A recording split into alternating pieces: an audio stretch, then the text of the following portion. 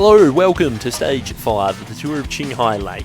Today's stage began in Gonghe, and shortly after the peloton would roll out, they went straight into a few categorised climbs, taking the riders right up to 3,700 metres.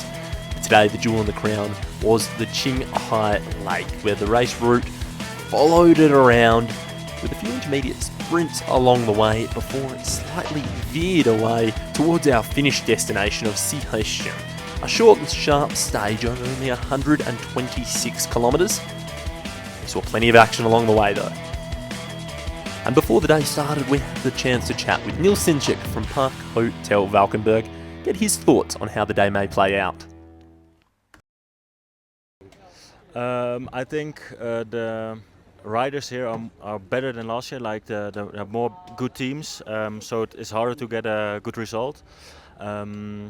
And also the stages are quite hard. I mean, it's only racing, and they never stop. So it's definitely harder than last year, I think. But I still feel good, so I hope to get a nice result still again. Yeah. Crowds and culture greeted riders at sign-on this morning in Gonghe.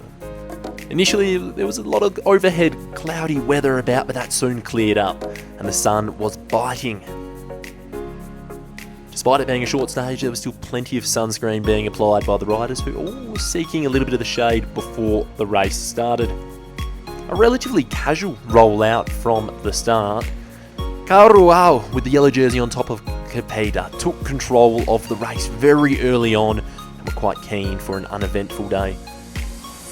But the Spanish team managed to settle things down by letting this group of three get up the front. In the green jersey, Santic, he managed to find himself in the breakaway. But our three became two, and it was just Niels with the Bengal WB rider, Jelle Vermont, for company.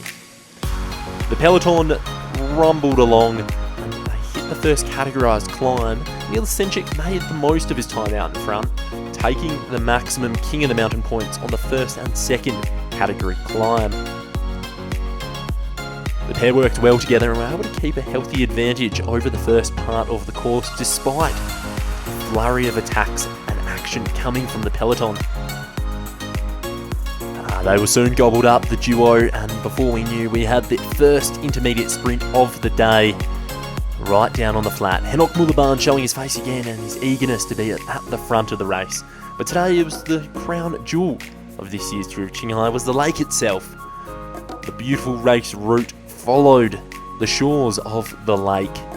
The riders, with a little bit of a tailwind, were able to see and take in a little bit of the scenery. The day seemed bound to be a sprint finish, and it certainly was. The Belgian team Alpecin-Deceuninck took control of the peloton with 1 kilometre to go and were hardly challenged despite a late run from Bengal WB and Tartaletto Isorex. They delivered PLOWRIGHT perfectly, and the Australian was only forced to sprint from the wheel until 150 metres to go. PLOWRIGHT has wasted no time, taking his second professional victory in a matter of days. The young Australian celebrated like it was his first victory only a handful of days ago. An uneventful day for the Spanish team Karuao. Capeda defended his overall lead. It still stands at 1 minute 43 seconds. And for Burgos BH, Mario Aparicio keeps the polka dot jersey, whilst the green jersey stays with the shoulders of Henok Mullaban from Astana, Kazakhstan. And TYD Hotel Cycling Team continue their fantastic run. Saeed Zarfazadeh keeps the blue jersey, sits just outside the top 10 overall. But we also got to hear from our Australian Victor today with his second stage of victory.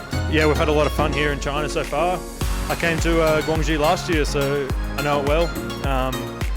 Yeah, some of the best run events, and yeah, we really enjoyed coming here. And stage 6 of the Tour of Qinghai Lake will be the longest, 206 kilometres in fact, beginning in Qinghai and finishing in Shilin.